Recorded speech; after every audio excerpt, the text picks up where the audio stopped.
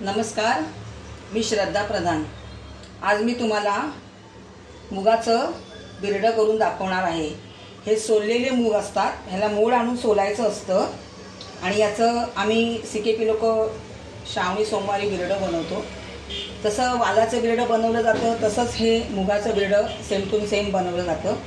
श्रावण महिना असल्यामुळे कोणी कांदा लसूण खात नाही, तर ती लोक कांदा लसूण नाही घालत आणि जे कांदा लसूण खातात ते लोक कांदा लसूण घालतात। आता हे सगळं साहित्य बघा। हिंग, हळद, तिखट, जिऱ्याची आणि धण्याची पावडर, चिरलेला एक मध्यम साईजचा कांदा, मीठ, 4 कोकम आहेत हे नंतर घालायचे, गूळ, हिरवं वाटण, पांढरं वाटून ठेवलेलं खोबरं, कोथिंबीर ही वरून घालायची आणि हे सोललेले मूग। आणि इथे गरम पाणी करत ठेवलेलं आहे, ते गरम पाणी घालणार आहे। म्हणजे कसं गरम पाणी घातलं ना की कडधान्य लवकर शिजतं आणि स्वयंपाकाला चव येते। तर मी आता तुम्हाला मुगाचं बिरडं सीकेपी पद्धतीचं कसं करायचं आहे ते मी तुम्हाला आता दाखवणार आहे। आता तेल तापलेलं आहे। सर्वप्रथम आपल्याला याच्यामध्ये हिंग घालायचं आहे आणि मोहरी दाखवली नव्हती मी, राहिली होती दाखवायला। 1 चमचा मोहरी घालायची आहे।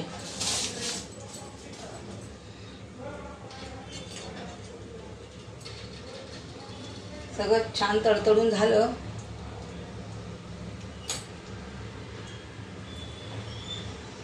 का मग कांदा घालायचा आहे।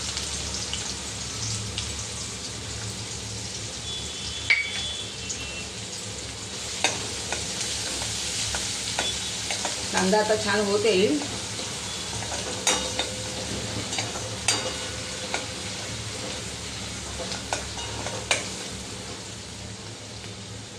कांदा होईपर्यंत आपल्याला त्याच्यावरती 1 चमचा हळद घालायची आहे, छोटा चमचा, 1 चमचा जिऱ्याची पावडर, 1 चमचा धण्याची पावडर, हे हिरवं वाटण आहे, हे एवढं लागणार आहे छोट्या वाटीवर, एवढं सगळं घालायचं आहे।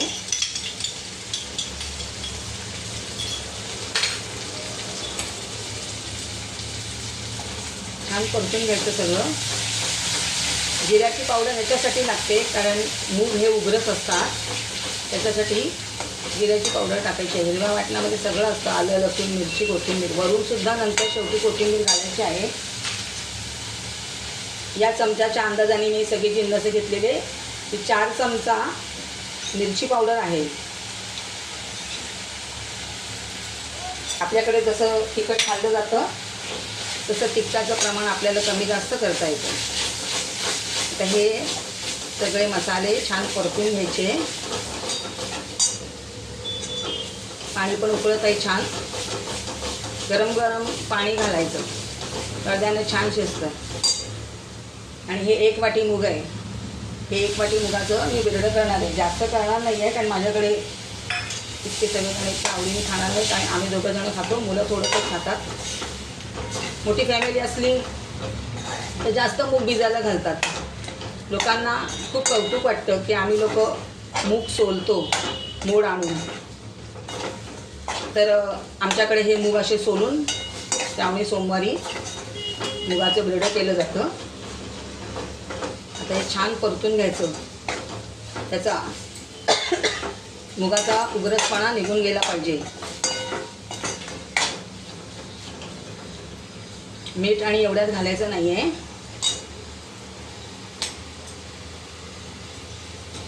जर तुम्ही पाहू शकता हे उकळलेलं गरम गरम पाणी मी घालणार आहे।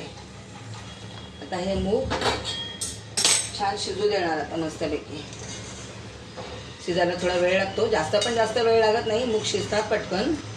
आणि हे मुगाचं बिरडं करण्यासाठी 2 साईजचे मूग असतात बघा। तर जाड्या साईजचे जे मूग असतात ना ते भिजत घालून त्याला मोड आणून त्याची सालं काढून घ्यायची असतात। आता हे छान उकळणार पण आहे आणि शिजणार आहे। आता हे बाकीचे जिन्नस मी तुम्हाला नंतर दाखवणार आहे, अर्ध शिजत आल्यानंतर। तुम्ही पाहू शकता आता आपलं मुगाचं बिरडं शिजत आलेलं आहे। तेव्हा आता ह्याच्यामध्ये गूळ घालायचा. आमच्या सिकिपी लोकांना सगळ्या स्वयंपाकामध्ये गूळ लागतो. गूळ आणि साखरेशिवाय आमचा स्वयंपाक पूर्ण होत नाही. हे विशेष महत्त्व आहे आमचं. ते चवीनुसार मीठ, हे पांढरं खोबरं आता किंचित थोडंसं शिजायचं राहिलेलं आहे, ते शिजून जाणार आहे. हे कोकम,